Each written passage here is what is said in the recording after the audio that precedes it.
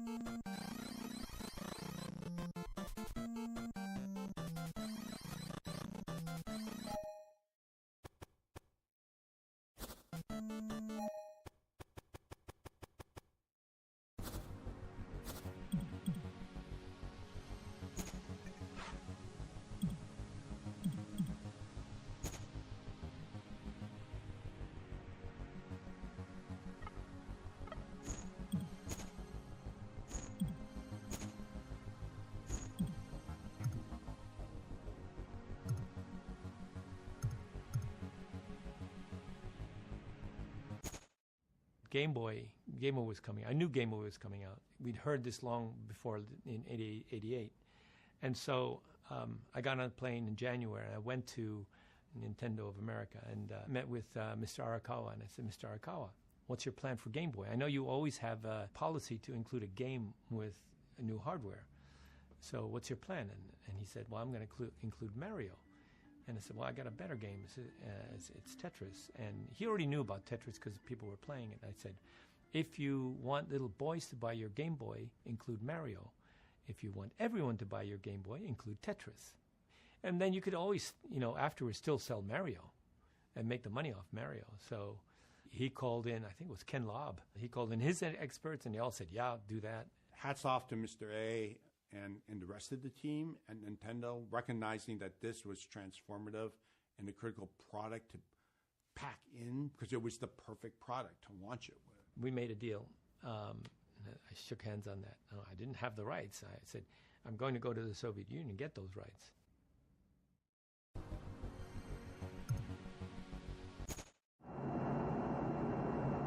We're on our way from San Francisco to Seattle.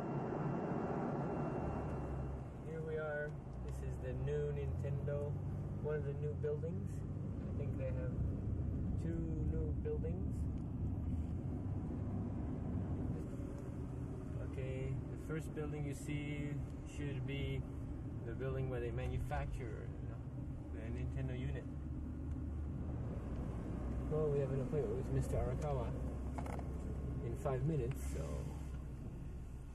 actually we're a little bit early.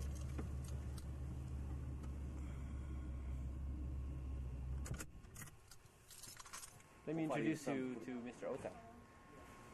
This is Mr. Ota from Nintendo of America. He's probably the most important Japanese person in America next to Mr. Arakawa. That's not true. This is a sample of the way Nintendo merchandises products.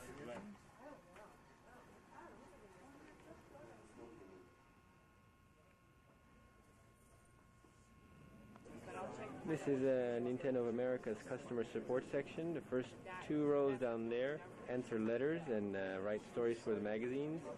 Panning over here, we see people answering the phones, answering questions about the Nintendo machines. How many of them are there? There are, probably right around 150 to 200 people. We're open from 4 a.m. until 10 p.m. So 4 a.m. till 10 p.m.? Oh my gosh. Okay, and scanning around here, we get into the games counselors. How many game counselors are there? Right around 82, and the number's growing. 82, and these are people who answer questions about games and How to play games. Okay, so altogether on from that section down to here is all customer support. All the way down here is all customer support. Well, maybe in a couple of years this will be BPS.